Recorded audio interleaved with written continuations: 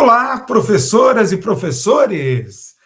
Sejam bem-vindos aqui para a edição número 13 do nosso Clipando, aqui dentro do tripé que sabemos, de todo sindicato, né?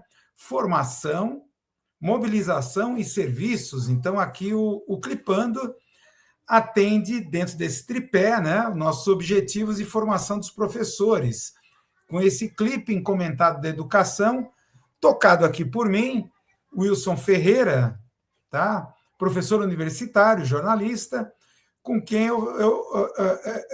com vocês eu procuro fazer aqui uma espécie de curadoria da mídia, né?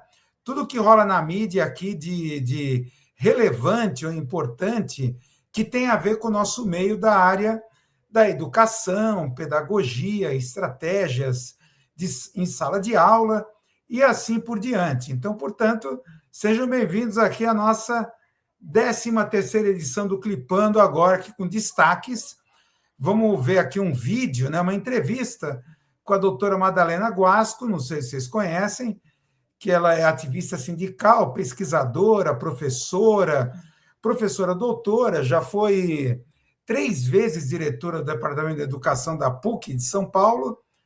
Então, nessa entrevista, ela dá dá detalhes aqui do chamado novo marco regulatório do ensino à distância, tá? Que foi assinado aqui pelo presidente Lula o ano passado, em maio do ano passado. O assunto, portanto, não é novo, mas vale a pena, nesse vídeo, dar uma olhada nessa síntese que a doutora Madalena Guasco, né, faz aqui dos aspectos mais relevantes do marco regulatório do ensino à distância, que a gente sabe que desde a crise sanitária da Covid cresceu os olhos, né, das mantenedoras de ensino privadas, né, essa coisa de você transformar cursos em 100% EAD, né? Pior, formação de professores, idem. E também temos aqui os problemas com apostas e educação. Vamos comentar aqui uma notícia de uma experiência nos Estados Unidos em cursos, né, de conscientização de alunos, né, principalmente no que se refere à publicidade, que envolve as bets, né, as casas de apostas online, principalmente voltadas para jovens, né, com todo aquele discurso sedutor, etc. E o que diretores da escola dizem um ano depois da proibição do celular? Esses são os 3 assuntos aqui, destaques do nosso Clipando número 13. Portanto, sejam bem-vindos, enquanto esse humilde professor e jornalista molha os pensamentos. Vamos então começar aqui. Vamos lá. Primeiro clipe aqui. Eu vou chamar a atenção de vocês aqui no site do nosso sindicato, do Simpro Santos, um dossiê que começou agora essa semana, tá? Que será composto de 4 partes. Já estamos na segunda parte. Dossiê Professor na Sociedade do Cansaço. Essa primeira edição, da Cátedra ao Picadeiro, tá? Sempre é importante lembrar que esse dossiê surgiu a partir daquele, vocês devem lembrar, que a gente até já comentou por aqui, aquele Vale Night que foi dado para os pais e alunos da escola Objetivo de Santos, tá? Da Escola Objetivo de Santos, lá do Embaré, em que poderia deixar os alunos, né, até 10h30 da noite, enquanto os pais teriam tempo para comemorar o Dia dos Namorados, né, numa sexta-feira, enquanto os alunos estavam numa espécie de festa do pijama, né, animada, né, mediada por professores, os professores desses alunos, que ficavam com os alunos até às 10h30, e vimos que, além das questões trabalhistas, né, que envolve a questão de hora extra, tal, é um próprio sintoma do papel da mudança ontológica do papel do professor, que é o que despertou a inspiração para a gente montar esse dossiê, porque mais do que isso, é um sintoma social, né, que, de repente, é o fenômeno da terceirização das funções da família pela escola, tá? E que muitos veem, né, muitos falam nisso, a escola que se transforma em depósito de alunos, depósitos de jovens, tá? Fala-se muito da rede estadual, rede municipal, rede pública, mas também as redes privadas já estão indo por aí, né? E esse caso aqui do Vale Night, que inspira essa série, tá? Essa série aqui, tá? Que ela tem a ver com essa questão, investiga, né? Como é que o marketing da experiência e a chamada economia da atenção nas redes sociais estão colonizando o ambiente escolar, tá? Então, transmutando, né, o que a gente entende por conhecimento em uma coisa assim próxima a um tipo de entretenimento instagramável, né, e livre de qualquer fricção. Esse conceito de fricção é muito interessante e a gente vai ver aqui rapidamente. Chama atenção aqui nessa parte do dossiê, que depois você pode dar uma olhada lá, no site, tá? Essa ideia da mudança ontológica do professor, da cátedra para o picadeiro, o professor animador, tá? Dentro daquilo que se chama marketing da experiência, nesse cenário, a gente percebe, destaca esse artigo, 3 dinâmicas que a gente considera de perversas. Primeiro, a estética da disponibilidade, aquela ideia de que o docente ele precisa estar integralmente disponível, não apenas para tirar dúvidas acadêmicas, mas para escolher demandas emocionais, logísticas da família.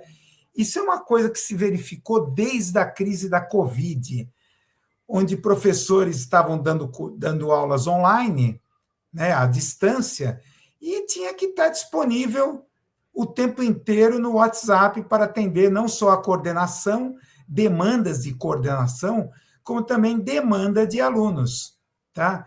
Outra coisa é a questão do encantamento do cliente. Parece que a função do professor, como preparação de aula, elo geracional, de transmissão de conhecimento e saber, já está sendo colocado em segundo plano. Tá? O professor praticamente está sendo colocado como aquele cara que prospecta novos clientes. Tá? O encantador de clientes, aquele profissional que vai deter a evasão de alunos, ele vai reter os alunos, tá? Então, o professor precisa seduzir o estudante, chancelar a expectativa dos pais, tá? E muitas vezes flexibilizando o rigor avaliativo. Tudo em nome da satisfação do cliente. E a chamada dupla jornada invisível, como o tempo despendido do planejamento de aulas, correção de exames. Além disso, vem para o gasto na produção, não só de relatos burocráticos, mas na organização de eventos institucionais. Como esse exemplo aí que a gente viu do Vale Night, tá? Que foi emblemático, pelo menos para mim, eu nunca tinha visto uma coisa dessa. Isso realmente me impactou, não só a coisa em si, mas como as coisas estão sendo hipernormalizadas. Virou uma coisa banal, tá? Mas o que é principalmente isso como um sintoma social, como é destacado nessa primeira edição do dossiê. E que é destacado também esse autor, que é muito importante, Neil Postman, um crítico cultural norte-americano que tem uma extensa bibliografia sobre esse assunto, mas principalmente essa distinção, que é o que essa mudança ontológica do professor está querendo que faça desaparecer, a diferença entre aprendizado e entretenimento. Cada vez mais, essas duas categorias que são antitéticas, filosófica, epistemologicamente, ontologicamente, o aprendizado e o entretenimento. Nesse livro aqui, do Neil Postman, infelizmente não traduzido ainda para o português,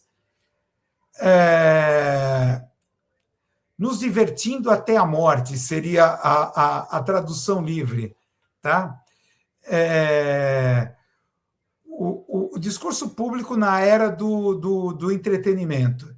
Então, ele argumenta que são diferentes. Enquanto o aprendizado exige fricção, tolerância à frustração, esforço contínuo, repetição, estudo solitário e assim por diante, o entretenimento é exatamente o oposto, é a ausência de fricção.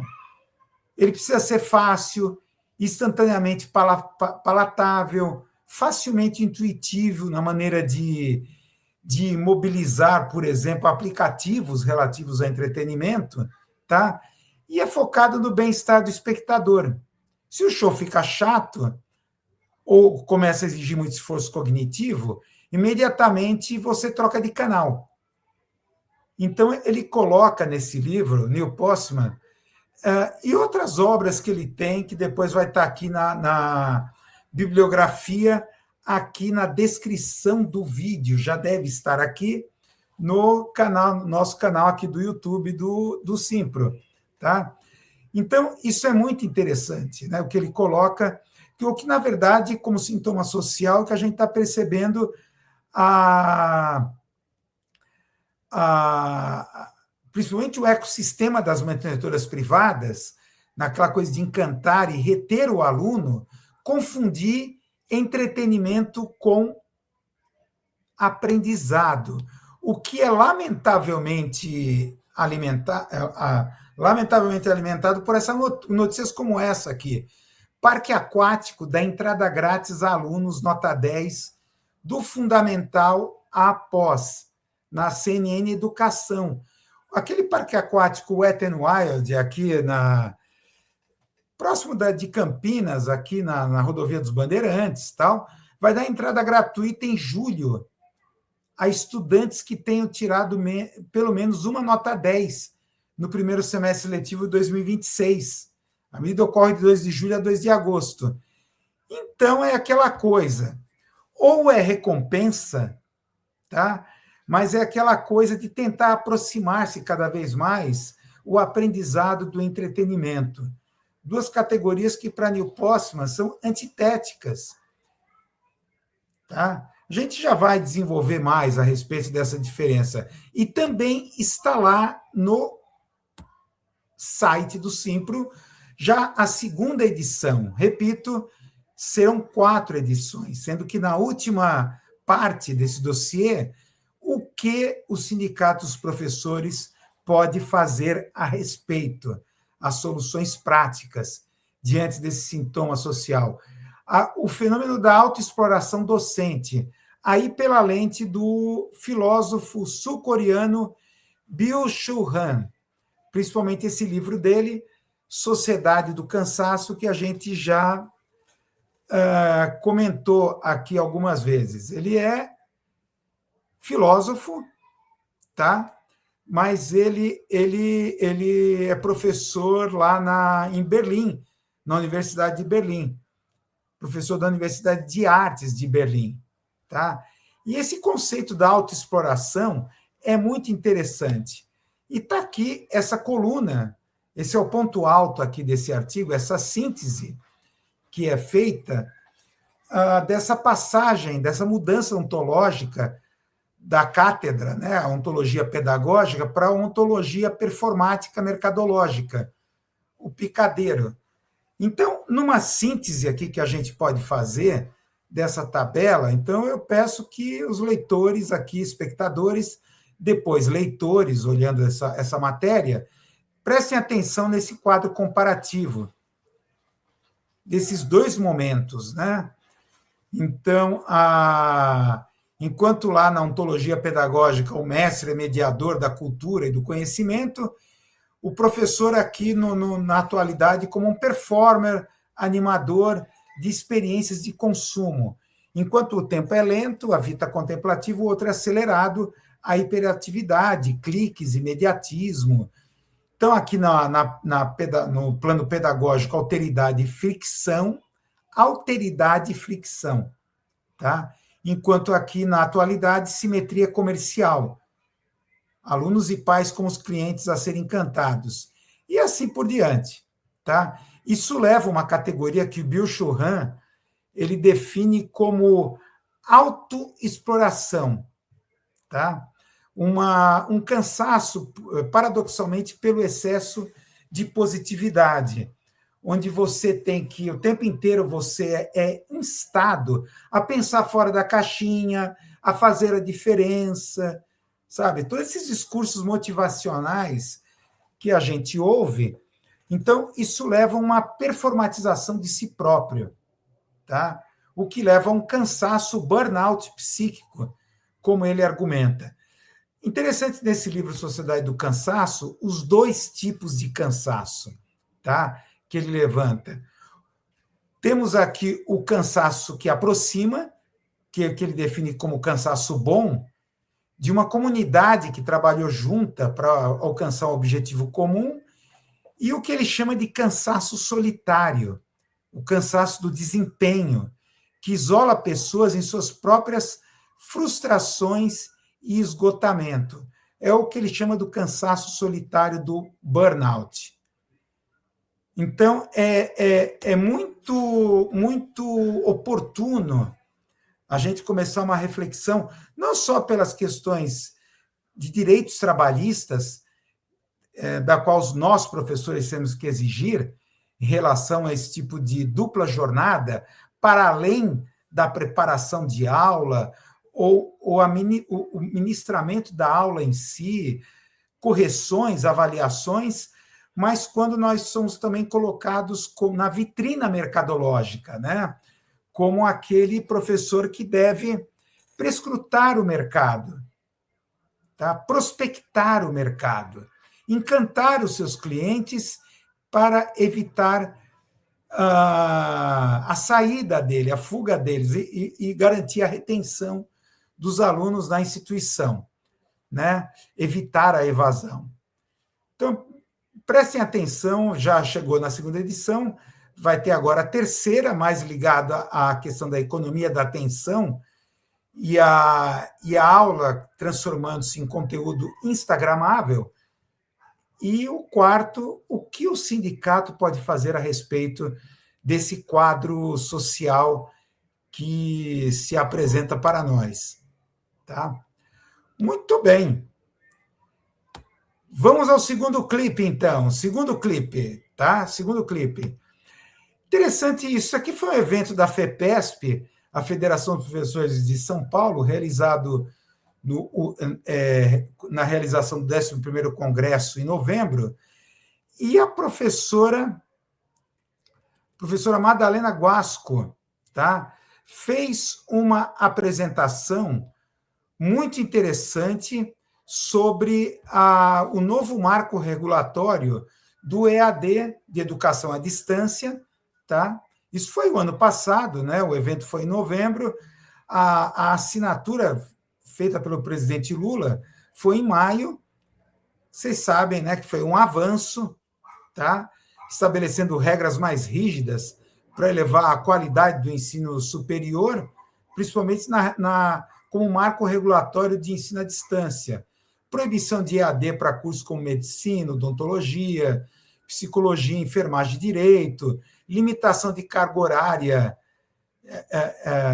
e a garantia de carga horária presencial, etc., um monte de coisas. A professora Madalena Guasco, tá? Ativista sindical, pesquisadora, diretora por 3 momentos, né? Foi diretora lá do Departamento de Educação da PUC de São Paulo. Ela fez uma síntese bem interessante nessa entrevista que está lá disponível no canal da FEPESP, tá? Mas também agora está disponível para nós aqui no Simpro, tá? Vamos ver essa entrevista é bem interessante. 8 de novembro, primeiro dia do 11º Congresso da FEPESP, e a professora Madalena acabou de dar uma palestra muito interessante sobre a questão do novo marco regulatório da EAD. Nós tivemos uma grande vitória com esse novo marco, mas foi uma batalha muito grande também, porque regular a EAD não é de interesse do capital aberto, que usa a EAD como forma de lucro, sem responsabilidade social. Então, o novo marco ele tenta resgatar a visão da regulação e da supervisão dos cursos à distância. Mas não só, também ele reforça a regulação e a avaliação dos cursos presenciais e também semipresenciais. Então, a primeira coisa que o marco faz é a distinção entre o que é um curso presencial, o que é um curso semipresencial e o que é um curso à distância. E faz algumas exigências novas, como, por exemplo, que é importante, não pode ter compartilhamento de polo, todos os polos têm que existir, de fato, tem que ser espaço de encontro dos estudantes, os estudantes têm que fazer prova nesses polos, pelo menos uma prova por disciplina, essas provas têm que ser discursivas, todas as provas que são feitas nos cursos à distância têm que ter o nome do aluno, que isso não existia, então era tudo prova fake, tem que ter estágio de fato supervisionado, né? Para que, de fato, o aluno tenha uma atividade prática na sua formação. Então, são muitas exigências que colocam a EAD como um curso, como uma modalidade que tem responsabilidade social na formação dos novos profissionais. É proibido curso EAD em medicina, em várias áreas da saúde e da psicologia, é proibido EAD na área da licenciatura, a licenciatura só pode ser semipresencial ou presencial, né? E também alterou o número de horas que no presencial é de AD. Era de 40, foi para 30. A gente queria menos, mas diminuiu de 40 para 30. Então, são vários itens importantes. Obrigatoriamente, se coloca que professor é diferente do tutor. Tutor é um cargo administrativo, não é um cargo de docente.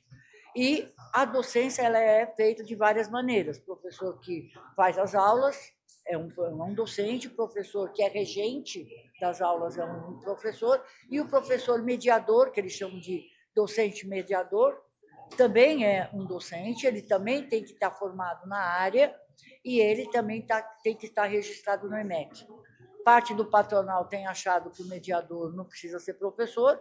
Nós estamos exigindo que nas séries isso fique claro, apesar de que está claro, mas nós queremos mais claro ainda, para poder impedir que aquilo que a gente atingiu no marco seja desrespeitado pelo patronal.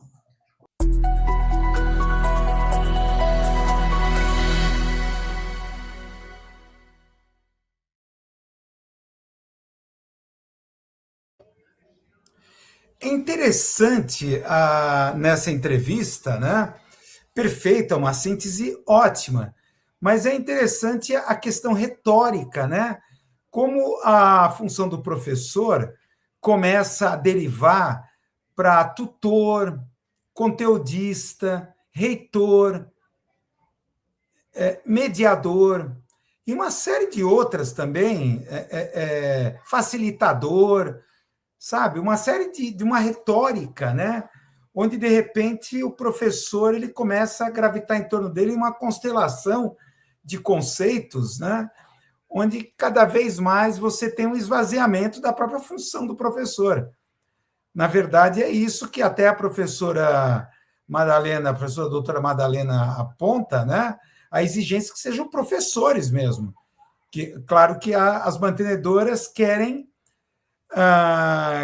técnicos ou qualquer outro tipo de profissional, porque não é professor, é tutor, né? E assim por diante, né?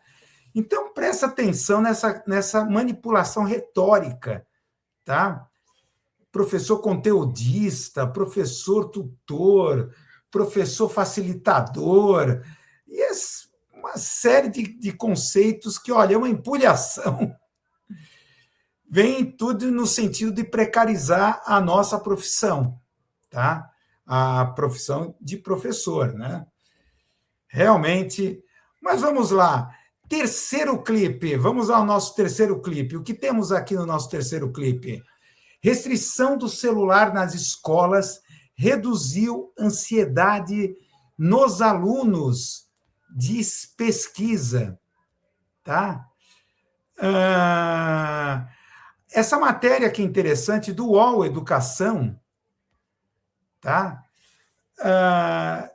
Onde coloca aqui que 1 ano após a implementação da lei, que restringe o uso de celulares, já está fazendo 1 ano, né? Como o tempo passa. Diretores relatam maior participação dos estudantes em atividades em classe, maior concentração nas aulas, socialização entre os alunos e queda, isso é importante, queda em conflitos e agressões. Conforme o Ministério da Educação, 92% das escolas do país já implementam a legislação. Tá? Por outro lado, né, os gestores eles estão indicando, aponta essa pesquisa, a dificuldade muito grande para conquistar a adesão dos estudantes à regra. 39% indicam a dificuldade de garantir infraestrutura para armazenamento e guarda dos aparelhos, né? E cerca de 31% apontam a dificuldade de fiscalização de aplicação das leis durante aulas e intervalos. Chama a atenção desse ponto aqui, dessa matéria aqui do UOL Educação, que levanta aqui números, mais dados, né? Os principais ganhos apontados pela pesquisa estão na área de socialização, convivência, saúde mental e bem-estar. 95% dos gestores concordam que a restrição de celulares estimulou a socialização presencial. Isso é muito importante, porque a gente sabe que esse estímulo da socialização presencial, já abordamos em outro clipe, né, de uma edição anterior, que o grande aliado contra o bullying ou cyberbullying são as relações de amizade, tá? É a capacidade de socialização do aluno, suas competências socioemocionais, né? Que envolve a capacidade de criar um ciclo de amizades, de socialização, que é a maior forma, a maior rede aliada ao fenômeno do cyberbullying, tá? Por outro lado, aqui 88% dos gestores concordam que a medida contribui para a redução de conflitos e até o cyberbullying, agressões digitais. Por isso eu acho interessante, que a gente abordou naquela oportunidade, naquele clipe anterior, essa conexão dessa coisa do aluno ter um ciclo de amizades bastante consistente, né, como forma de resistência ou de mitigação, né, de cyberbullying ou outras formas de bullying. 86% dos gestores concordam que a restrição ao uso dos celulares contribui para a redução de ansiedade dos estudantes. 55% dos gestores observam a diminuição de conflitos e agressões físicas dentro da escola. Essa questão da ansiedade é muito interessante, que já foi feita eu me lembro que a Folhetim, um antigo caderno para adolescentes do jornal Folha de São Paulo, tinha feito um teste de colocar 3... Olha, isso foi na primeira década desse século, tá? Antes, portanto, das redes sociais. Tá? Acredito que o Orkut ainda estava surgindo naquela época, a primeira rede social, a primeira experiência de comunidades digitais, né? Mas é interessante naquela pesquisa, naquele reality criado pela editoria lá da Folhetim, em que deixou 3 adolescentes uma semana desplugados, sem celular, sem conexão à internet, desplugados. E o principal efeito que foi sentido foi algo muito relacionado Síndromes de dependência, tá? Síndromes de dependência, ansiedade, estresse, e aquela coisa que depois os adolescentes falaram, olha, não é a questão, eu não tinha nada para falar com alguém mais específico ou especial, mas só saber o fato que eu estou plugado, que a internet está conectada, me deixa menos ansioso, tá? Mas isso pode gerar o efeito contrário, né? O fato da escola acaba criando ansiedade se o aluno está conectado ao celular, tá? O tempo da aula, para ele, é um tempo perdido porque ele está perdendo alguma oportunidade que possa estar aparecendo em alguma rede social. O que resulta naquele fenômeno da Fear of Missing Out, FOMO, essa sigla em inglês, medo de desaparecer, o que está muito por trás dessas sensações de ansiedade ligada a essa coisa de celulares. O fear of missing out, medo de desaparecer, tá? De estar perdendo alguma oportunidade, de estar perdendo uma grande notícia, e a aula como um momento em que você está perdendo alguma coisa, não adquirindo conhecimento. Então, é claro, você sabe a minha posição aqui, eu sou muito cético em relação a essa questão de proibição, pura e simples, de celular. Eu acho que, vou até repetir aqui a minha colocação, que, claro que a escola já foi desafiada diversas vezes por tecnologias, por mídias, desde as histórias em quadrinhos, os populares gibis, que era tido como ameaça, que emburrecia alunos, e aluno que era pego na escola com gibi era suspenso, e coisas assim, até a televisão, que também emburrecia, com aquela música dos Titãs, televisão, a televisão me deixou burro, muito burro demais, tá? Mas a escola incorporou, via videocassete e televisão dentro de práticas pedagógicas, práticas educacionais. Claro que muitas vezes críticas, né? Podia se fazer, mas foi absorvido. Agora é a vez do celular. Tá certo que o celular é uma mídia de convergência, né? Portanto, móvel. Você anda, você tem dentro do seu bolso todas as mídias do século XX convergidas naquele pequeno gadget tecnológico. Então, é claro que é uma situação muito diferente dessas mídias que eu estou citando, gibi, televisão, tá? Aqui é bem diferente. Mas é claro que ela vai ser e já está, justamente por esse movimento de cursos de letramento midiático informacional, tá? Seja como matéria regular dentro da formação do aluno na grade curricular, seja como curso extracurricular, é a coisa que o celular muitas vezes já está sendo utilizado como instrumento pedagógico, enquanto filmagem, enquanto máquina fotográfica, enquanto produto final numa etapa de roteirização, de produção, né? Então, ainda chegaremos a essa... Acho que esse primeiro momento, a gente está vivendo a infância, né, da escola diante dessas mídias de convergência tecnológica, que são muito desafiadoras. Talvez muito mais do que for a televisão e o mero gibi, lá na década de 50, 60, depois a televisão nos anos 80. Vamos ao quarto clipe. Clipe número 4, o que temos aqui? Educação dos sentidos e imunologia social. Isso aqui é da revista Educação, muito interessante. Quando o desconforto educa ou fere. Isso aqui é um artigo de fundo, é um artigo para ler e refletir, tá? O autor aqui propõe uma abordagem interdisciplinar, envolvendo imunologia, filosofia, educação. Todos nós sentimos desconforto diante de um não, de uma espera ou da perda de um privilégio. Amadurecer é aprender e ensinar.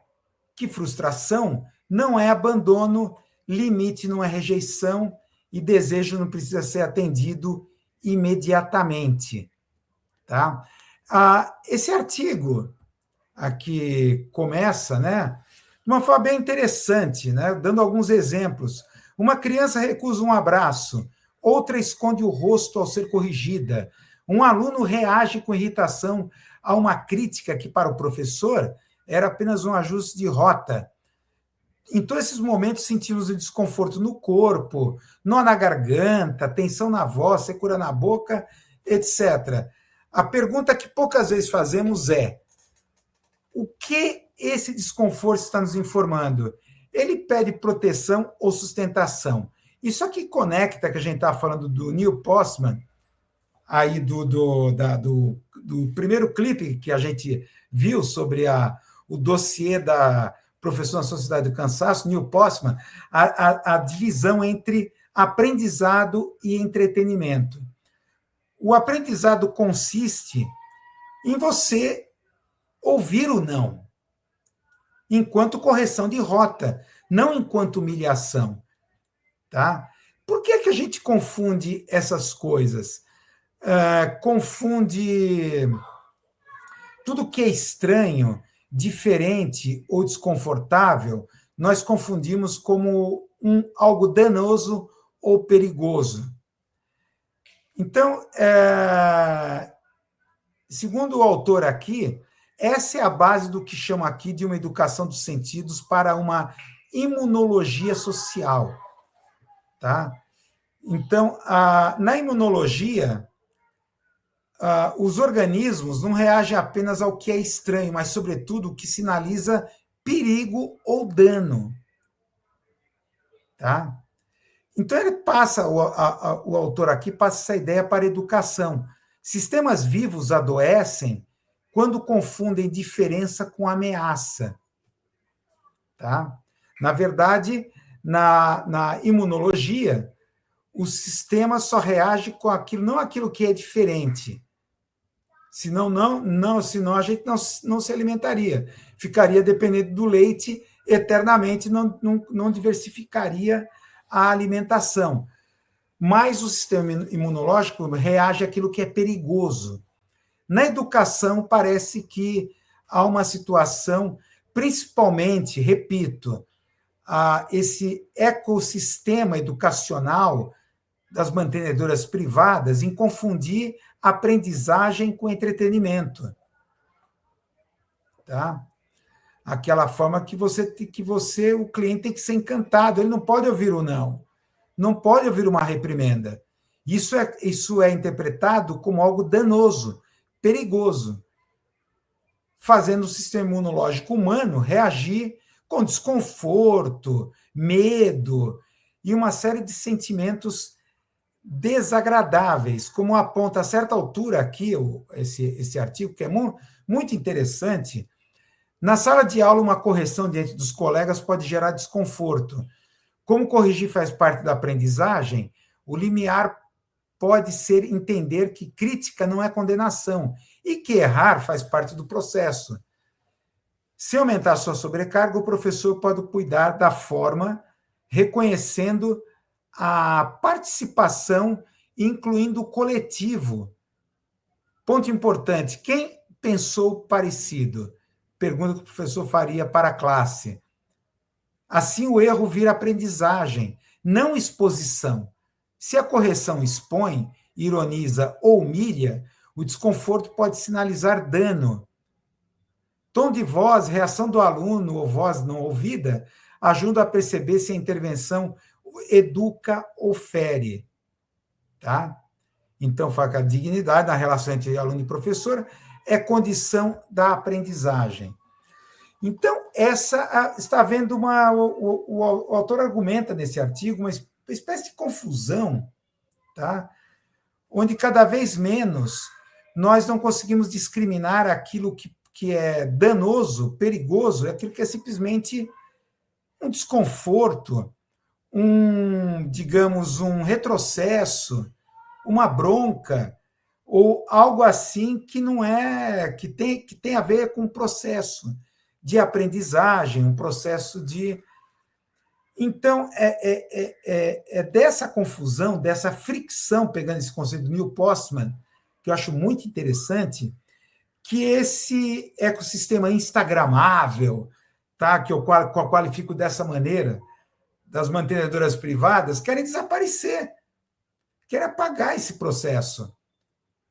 Assim, tudo é entretenimento, tudo é show business. Tá? Eu acho muito perigoso, mais perigoso do que a coisa em si é a hipernormalização, que é claro, nesses ambientes de redes sociais, né, que nos envolvem, né, já que, na verdade, a gente não vive mais com as tecnologias, a gente vive dentro das tecnologias atualmente, mais precisamente dentro das redes sociais, tornando a nossa vida não em algo para ser vivida existencialmente, mas se transforma em conteúdo, aquilo que pode ser instagramável, conteúdo para redes sociais. Então, é um momento perigoso esse momento, essa diferença dessas distinções, né, conceituais, essas categorias, né, conceituais que, até algum tempo, norteava as nossas vidas, e agora estão desaparecendo, se confundindo, as fronteiras estão se borrando, né? Estão sendo apagadas, tá? Dentro desse fenômeno que eu qualifico como de hipernormalização. O último clipe aqui, clipe número 5, vamos no nosso último clipe aqui dessa edição. Escolas intensificam esforços para proteger meninos dos problemas com apostas. Esse artigo aqui da revista Educação aponta uma experiência em Massachusetts, que Massachusetts está realizando um programa piloto para informar os jovens sobre os riscos das apostas esportivas. Tá? É interessante a forma como começa esse artigo, que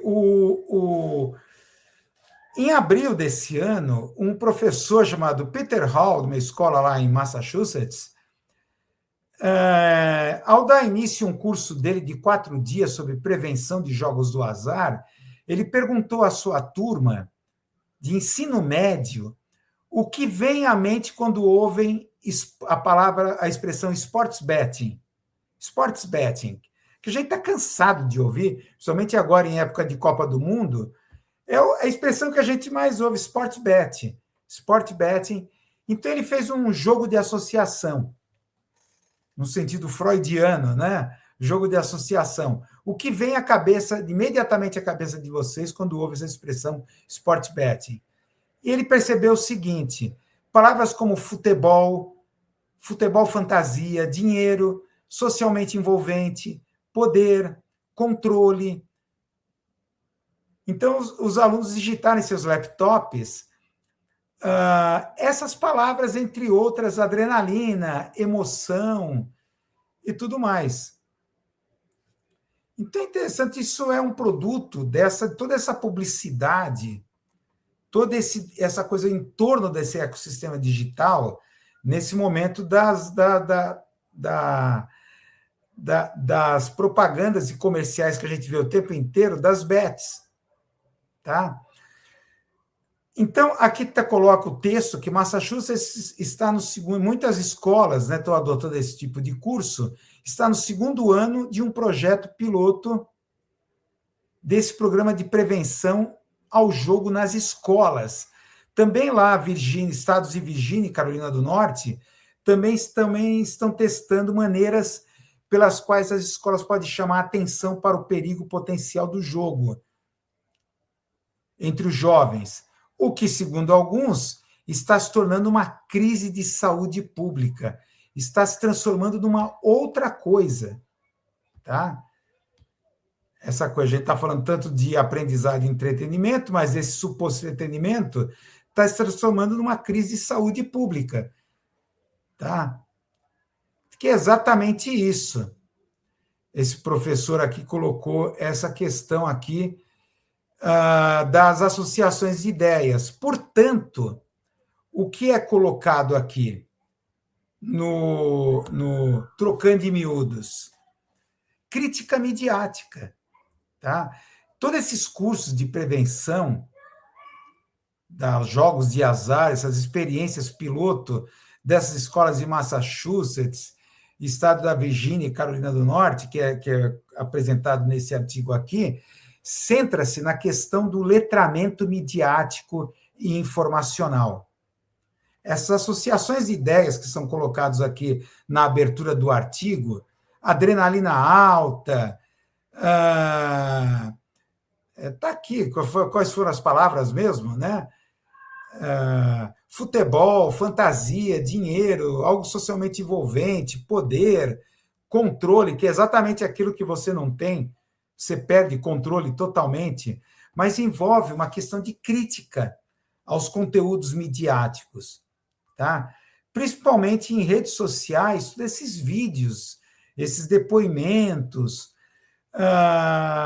mas principalmente um curso de letramento midiático informacional chama a atenção de tudo isso que a gente vê na mídia, na propaganda, nas redes sociais, depoimentos, vídeos de pessoas que ganharam, tá? Dentro daquilo que eu chamo de pós-meritocracia, né? Conseguir ganhar dinheiro rapidamente e tal, são produções roteirizadas, pensadas dentro de uma determinada retórica, portanto, tem uma intencionalidade por trás, um objetivo e uma finalidade propagandística. Ou seja, é arbitrário.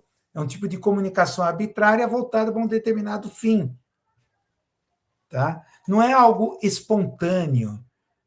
Tudo isso passa pelas associações de ideias, que vocês vão perceber aqui ao ler esse artigo, associações de ideias, livre associação de ideias que os alunos fizeram, né, nessas experiências, com a expressão sports betting, tá? Tem a ver com essa coisa de que mas é tudo entretenimento. Tá? Nem essa questão de discutir. Claro que um curso deveria partir do seguinte princípio: a banca sempre ganha. O lucro da banca é a sua perda. Tá? Você não entra para ganhar. Isso é o básico, né? É a própria ontologia. A palavra ontologia está sendo repetida bastante aqui. Esse conceito metafísico aqui da ontologia do ser. Mas é a própria coisa, é feito para você perder. A tua perda é o lucro da casa, da banca. Tá? Nem discutir essas questões, mas discutir a própria linguagem, a retórica dessas casas de apostas, né? Que faz tudo ser intuitivo, entretenimento, divertido. Tá? Então é interessante, num curso de letramento midiático informacional, que é o proposto, na verdade, essas formas de combate, essas iniciativas escolares de combate a essa onda do vício, compulsividade, impulsividade de apostas, passa pela educação, sim, mas pela educação, pelo letramento midiático e informacional. Dentro daquilo que também eu falo que é a alfabetização visual e audiovisual, que seria o início. Tá? Portanto, é o combate a uma espécie de analfabetismo funcional que os jovens estão acometidos diante das mídias. Analfabetismo funcional. Tá? Isso decorre, claro, que a gente sabe que esses gadgets, pequenos gadgets tecnológicos, né? Esses celulares, aplicativos, apps, você não precisa fazer curso para saber lidar com esse meio ambiente, com essa interface. É intuitivo. É intuitivo. Já uma criança imediatamente já pega, porque é muito intuitivo. Isso dá uma sensação que você tem as coisas sob seu controle. Tá? É interessante perceber que uma das associações de ideias que foram feitas com o sport betting foi controle. Eu controlo, não. A arquitetura da informação, a economia da atenção, parte de um princípio que você perca o controle. Exatamente esse é o efeito oposto do que a associação de ideias ali, que é feito como o artigo aponta, né? Então, tudo é feito criado, né, para gerar viciosidade, compulsividade e impulsividade. Tá? Então, eu acho que o remédio para isso, quando a gente fala muito de educação, remédio e educação, passa por essa coisa muito prática de curso de letramento midiático informacional. Você ter o seu senso crítico em relação não só ao conteúdo, mas a forma como esse conteúdo é gerenciado pelos algoritmos. A forma como esse conteúdo é gerenciado. No passado eram os criativos da publicidade, né? Aquelas linguagens, aquela linguagem sedutora da retórica publicitária, agora são os algoritmos. Tá? Então, é bem interessante, eu recomendo, está aqui, já está aqui a referência de bibliografia aqui abaixo na descrição do vídeo, ou se você está no site aqui do sindicato, está também no próprio artigo aqui sobre esse Clipando número 13. Então é isso aí, gente, chegamos ao final de mais uma edição 13 do Clipando, Clipe Comentado da Educação. Muito obrigado pela audiência de vocês. Dê o seu retorno, a sua resposta, vamos interagir, faça seus comentários aqui